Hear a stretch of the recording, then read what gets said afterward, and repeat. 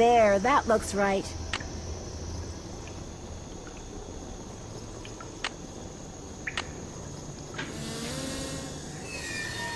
Whatever you just found, it's mine.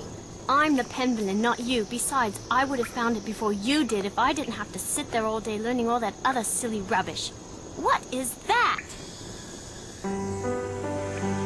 Looks to me like a meteorite. A rock? 600 years of secrets and mystery and puzzles, all because of a stupid rock? No way. There must be something under it. No, don't touch it! Nancy, help me! It's pitch black in here. I can't see anything. Get me out of here, please! I'm sorry I was mean to you before. I'm sorry for everything. What do you mean by everything? It's my fault Linda's sick. I mean, she's not really sick. I just made her think she is. I left that curse in her room and gave her allergy pills and put her medicine in a moisturizer. You made her think that she's changing into the Beast of Blackmore, didn't you?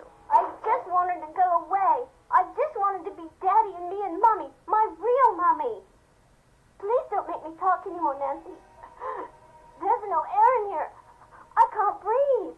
I've got to figure out a way to get that box off of her fast.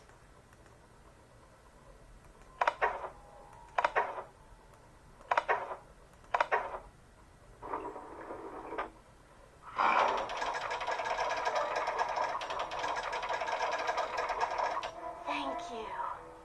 Dear Ned, well, there is a Beast of Blackmore.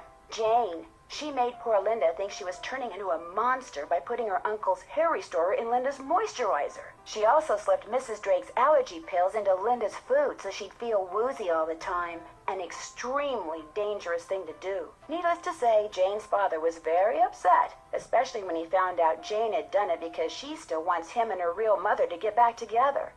After Jane apologized to Linda, and Hugh apologized to both of them, they all resolved to do whatever it takes to become a real family.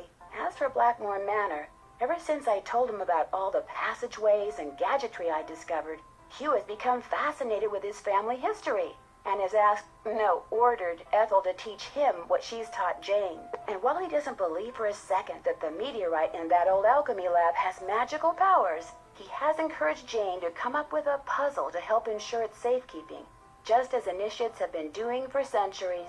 Which reminds me, the Pendulans swore me to secrecy when it comes to all their traditions, so don't tell anybody any of this, okay? Nigel suspected something was up when he came to get his laptop and has been hounding me ever since. This is just the kind of stuff he'd love to include in that unauthorized tell-all he's trying to write. If he calls me one more time, I'm telling on him. To Mrs. Drake. That'll teach him. Ever yours, Nancy.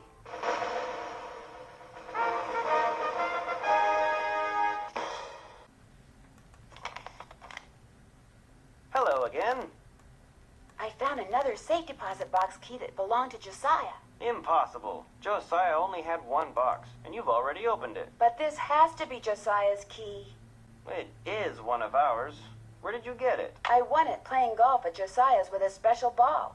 I had to ace one of the holes. Why does that sound familiar? I know why. That's what Clara always called me, her ace in the hole. That's who this key belongs to, Clara Pickford. So, Clara Pickford was really Josiah Crowley in disguise.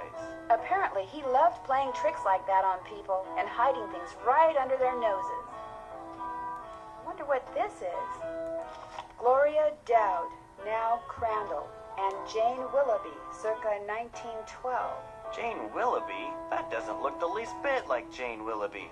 No, it certainly doesn't. I'd better get back to the Lilac Inn and have a talk with her right now.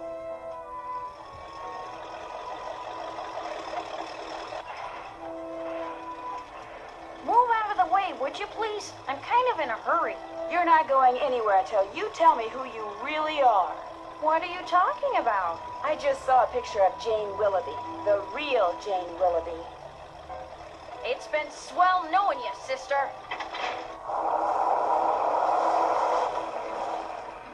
I can't let Jane out of my sight.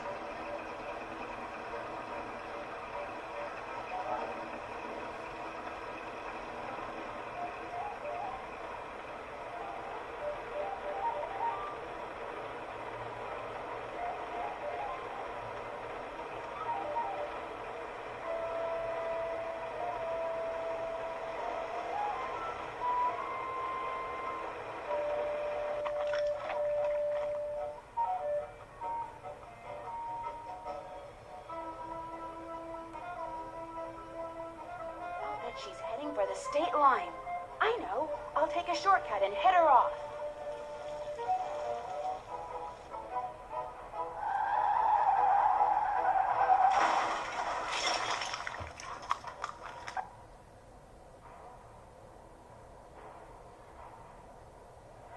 Why couldn't you just mind your own business? Dear Ned, I know you'll be home from school in a couple of days, but I couldn't wait to tell you. I just solved a mystery. I figured out that Emily Crandall's guardian was really an imposter named Marion, who intercepted the letter Emily wrote to Jane Willoughby after her mom died.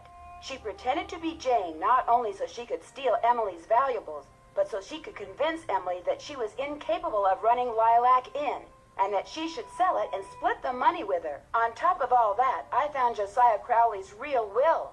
In it, he left Emily so much money that she'll be able to hire all the people she needs to keep the inn going. He left Jim Archer a ton of money, too, which means he won't have to close his bank. And from now on, he'll be able to buy his wife a new dress anytime he wants. As for Richard Topham, Josiah left him nothing, although Topham still refuses to admit that he forged the first will and insists that he's going to contest the will I found. Dad says it's highly doubtful he'll succeed, and that he'd be better off sticking to spoon tricks. Anyway, when you get home, I'll give you all the details over a nice big piece of slightly damaged cherry pie.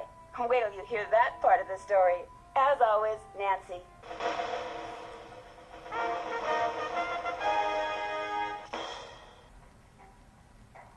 Jake Hurley, I presume? Camille. It figures he'd be carrying a picture of her. There's something underneath it. Looks like a letter. April 14th, 1865. Your humble friend, Abe. Oh my gosh. This is from Abraham Lincoln. And April 14th is the day he was assassinated. This letter must be worth a fortune. That's just what I thought, too. See, what I didn't tell you when I gave you that letter Jake wrote to Ruth is that I also found his diary, which is how I found out he'd gotten to be friends with President Lincoln, and that he'd gotten a letter from Abe that he knew would be so valuable someday that he always kept it on his person. Can I have it? Sure. See, I knew if we could just find Jake's body, we'd find the letter. And you did it, Amy. You did it. I'm going to be famous. Good famous for once. So you never really cared about finding Jake's mine? Nah. I mean, it would have been nice if it was filled with gold and silver and stuff. But this is what I was really after. And you followed me because you didn't trust me? I trusted you to find it. I just didn't trust you to give it to me. And now that you have, you know, I'd really, really be famous if I could say I found this all by myself. But even if I got you to lie for me, how do I know you'd keep lying? Oh my gosh. What if there was like this cave-in and we were trapped, but I was the only one who made it out? Excuse me? Oh my gosh! That way I could not only say that I found the letter, but that I tried to save you. Only you did something stupid, and it was all I could do to save myself. Oh my gosh! I'd make the national news for sure, and people would say I was smart and resourceful and courageous even. Lori, you can't be serious. That's crazy. You don't understand. People are finally going to respect me. I have to do this. Sorry.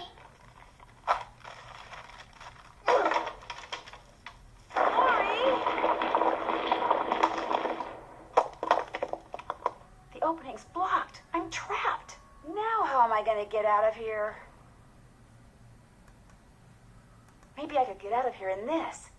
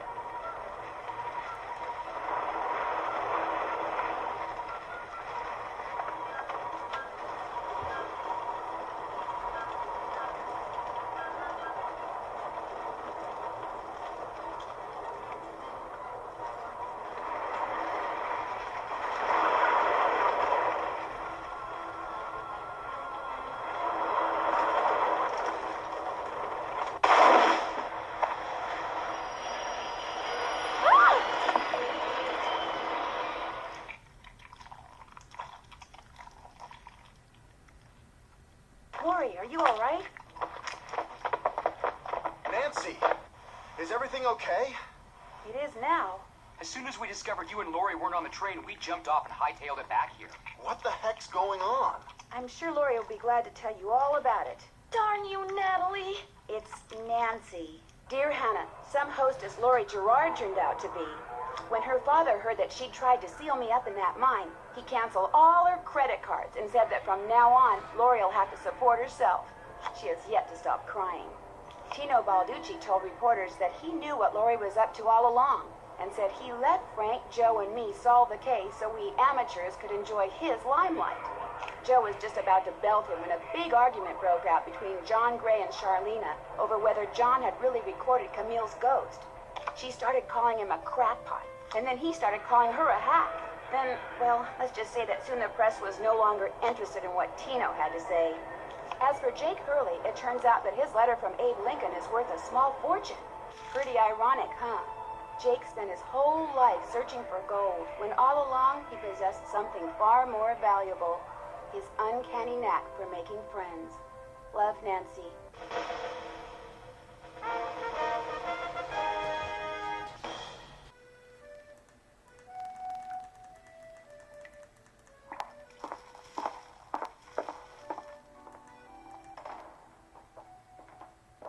Well, does the dress work? It does indeed. Yeah, yeah! What about when I whispered? And when I turned my back? Could you hear what I said then? Gonza, I could hear everything. With this dress, we will be able to hear every word that is spoken within 10 meters of the First Lady. And what we hear, what we sell, will make us the wealthiest spies on the planet.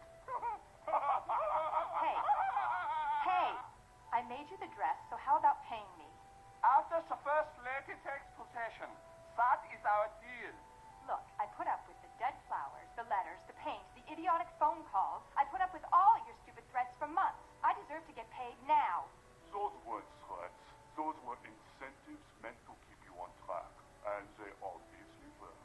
You'll get your money when she gets the dress. Let's go, Gonza. But they're picking it up for her tomorrow. What difference does it make whether you pay me now or 24 hours from now? Oh my gosh, it sounds like Manette made that dress for the First Lady to be some kind of bugging device. I've got to get it out of here and take it to the police.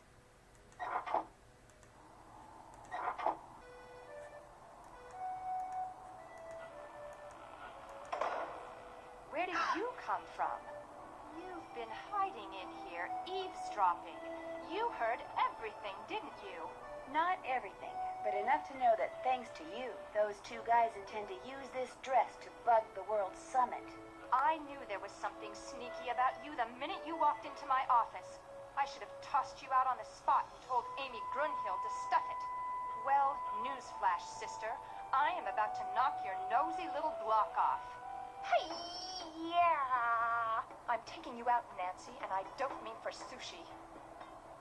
Killa! Oh! Killa! Ha! Ha! Sa! Hurrah! Ha! Sa! Oh, get ready, Nancy, because I'm about to beat you at your own game. Shazza! Oh! Killa! Ow! Ho, ho, ho, ho. Hey! Shazza! Ow!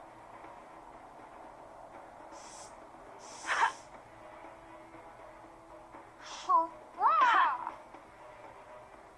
Oh, so you think you can block me, eh? Hurrah! Where did you learn to block like that? Killa! Oh!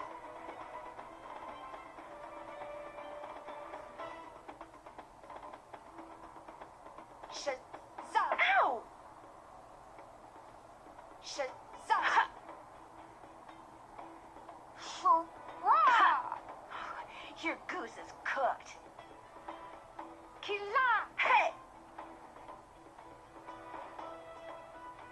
Shazza! Esa!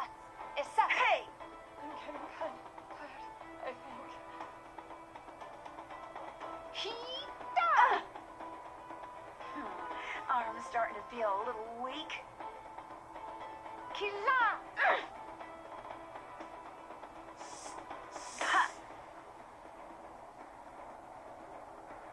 Issa! Oh!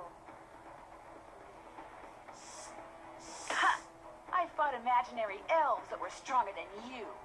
Hita! Hita! Might as well give up, Minette.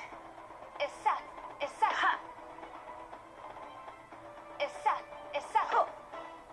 I can't believe it.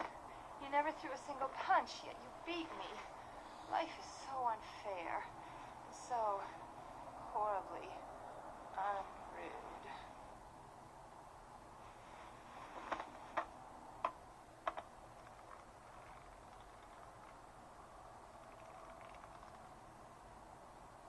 Where am I?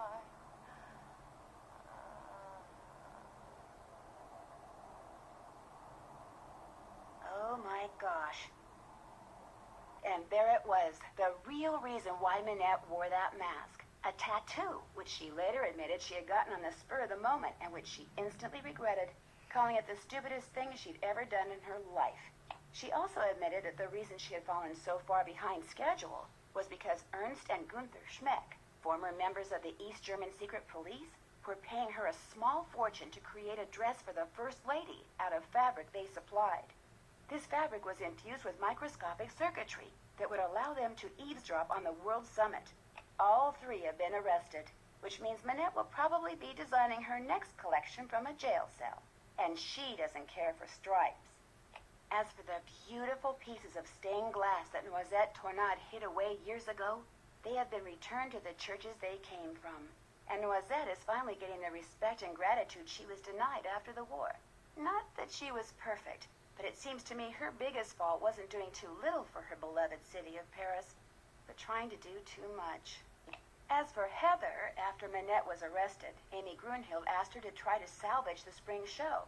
So she finished Minette's designs, came up with a few of her own, got everything made, lined up the models, and put on a show that Jean-Michel is still raving about. Unfortunately, I wasn't invited. I can't believe it. You never threw a single punch, yet you beat me. Life is so unfair. So horribly unrude.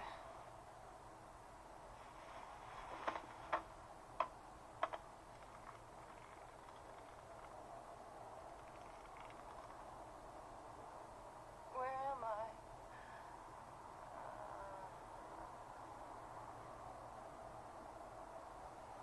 Oh my gosh. And there it was, the real reason why Minette wore that mask. A tattoo, which she later admitted she had gotten on the spur of the moment and which she instantly regretted, calling it the stupidest thing she'd ever done in her life.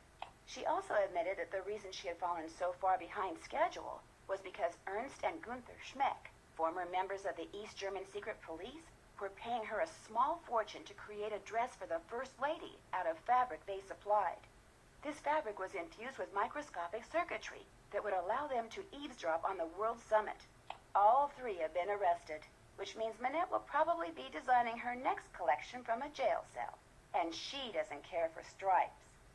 As for the beautiful pieces of stained glass that Noisette Tornade hid away years ago, they have been returned to the churches they came from.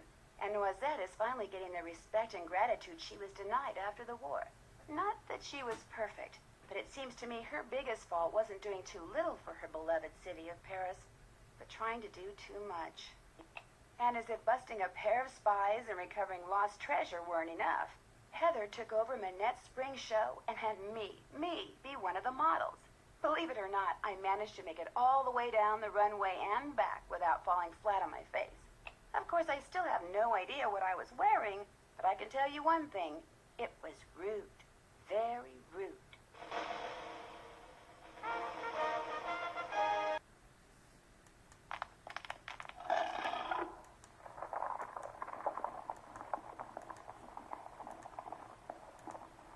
Holy cow, those things are covered with tiny beetles.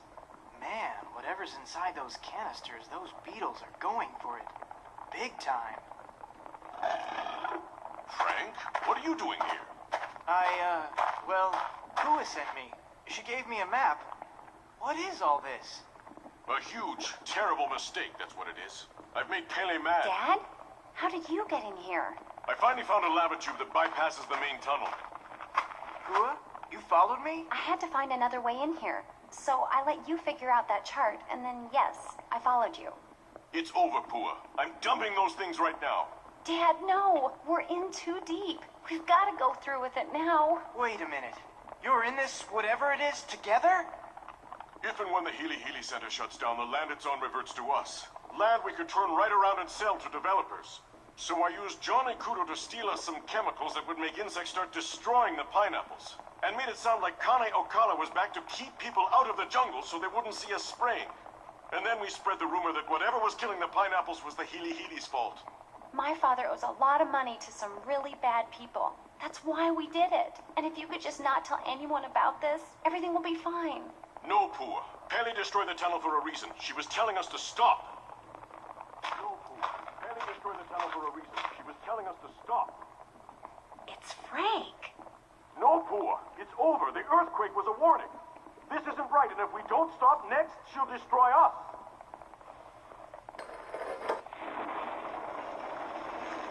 You see?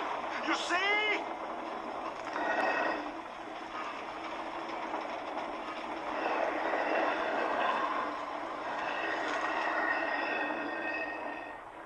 Frank, are you all right? Hey, Nance. Yeah, I guess I'm okay. Be kind of nice to get back on solid ground, though. Any ideas? Jump from rock to rock and head for the stairs in front of you. The ones behind Big Island Mike. But be careful. A rock that's there 1 minute may not be there the next.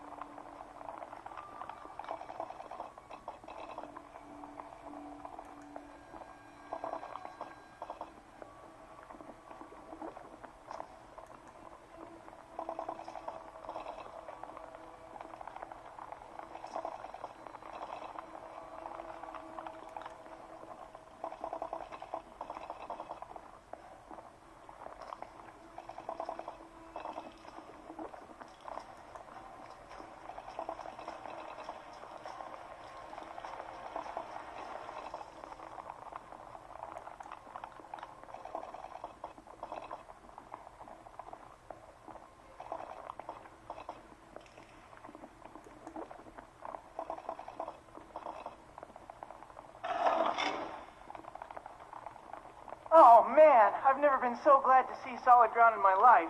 Nice work, Nance. Tell that to them. All the time we spent on this thing wasted. I should have just gone surfing. And I should have just gone with you.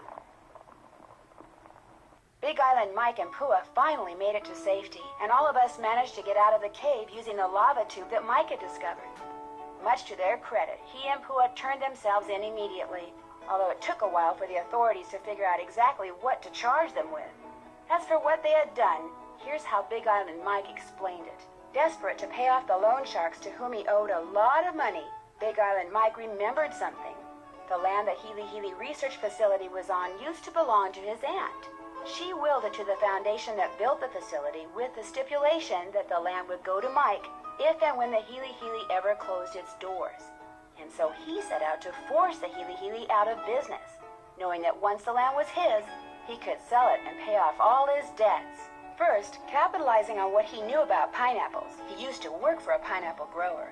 Big Island Mike hired Johnny Kudo to steal canisters of pheromones for him. He knew that when sprayed in the jungle, these pheromones would cause an explosion in the population of the tiny and normally benign fritillated flag beetle.